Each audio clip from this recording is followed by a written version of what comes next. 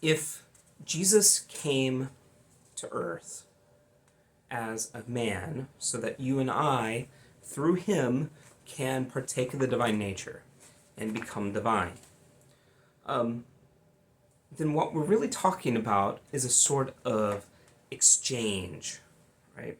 So Jesus comes and he gives us something so that we can give something back, and in this sort of exchange, it's almost transactional. We wind up actually meeting each other in this wonderful way in the middle, and we recognize now that we're not, you know, I what we're really talking about here in the old way of thinking of things, God is so far transcendent. He's so far above us. We can't hope to really have communion with him.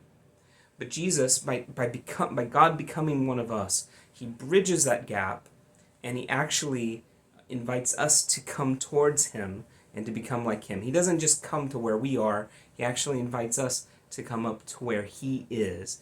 And one of the evidences of this is at the end of his life, we believe Jesus ascends into heaven. I've already talked about this. I don't know where this is. I don't know where Jesus is. But I do know that he sits at the right hand of the Father as a human being, even today, and he rules the cosmos as a human being. And your destiny, according to St. Paul and other parts of the New Testament, is to reign with Christ in glory. That's your destiny. And that's what we're talking about when we say that you were created to be a God. You are meant to share in Christ's inheritance. And listen, Christ inherits everything from the Father. So everything is yours, according to St. Paul. I'm quoting the New Testament when I say these things. As radical and provocative as they might sound, read the New Testament, read the letters of Paul, and you'll see that what I'm saying, every word is there in some form. So, the way this works, one of the things C. Kavin Rowe talks about is how salvation history really sort of, through the Jewish people, becomes more and more concentrated. God picks one particular family out of all the families on the earth, Abraham and his descendants, and he privileges them with the covenant, actually a series of covenants. And over and over again, he sort of like just makes us more concentrated until we get to Jesus, who is in fact, it's so concentrated that he is in fact God made flesh. I call this the covenant funnel. I got this idea from a parish priest that we had in Beersheba, Israel. His name is Father Paul Kolan. May he rest in peace. A very dear friend of our family. And he one time shared this idea of salvation history with me, and I think it's magnificent. It works really well. And so if you're reading the Old Testament, as I hope you do someday, you'll see it starts off, in very, very broad terms with Adam and Eve, the parents of every single human being that's ever been born, directly descended from this couple. And then as you go through salvation history, God, he selects one individual and rejects, actually, everyone else. So right at the very beginning, you have the story of Cain and Abel. Cain murders Abel, and then Cain's little brother Seth is born, and God picks the line of Seth. He rejects the line of Cain. Later, several generations later, you have the story of Noah. God makes a covenant with Noah. Everyone else on the earth, of course, is wiped out by the flood. But Noah and his family receive grace from God and this covenant, and then God sort of starts over with them. And then a couple generations after that, you have Abraham. And God picks Abraham from all of the families on the earth, and he makes a covenant with Abraham, and he says, through you, all of the families on earth will be blessed. And then Abraham has two sons. One of them is named Ishmael, and one of them is named Isaac. Isaac, the younger son, is the child of promise. So Ishmael is, in a sense, rejected, even though God blesses him and takes care of him, but he's not the child of promise. He picks Isaac as the child of covenant promise.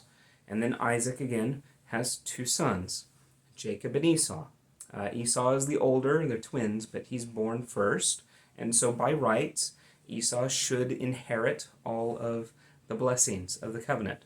But instead, God works it out, actually, through Jacob's trickery and the trickery of his mother, Rebekah, so that Jacob becomes the heir of the promises. And then with Jacob, Jacob has 12 sons, and these become the 12 tribes of Israel. But one of those tribes will be the ancestor of the Messiah, Judah. And then, again, fast forwarding several generations forward in history, one of those families from the tribe of Judah is picked out to be the royal family through David. So in 2 Samuel chapter 7, God makes a new covenant with David and says there will always be one of your sons sitting on your throne. And so he makes this special covenant with him. And then, again, fast forwarding all the way through history until you get to Joseph and to Mary, descended from David.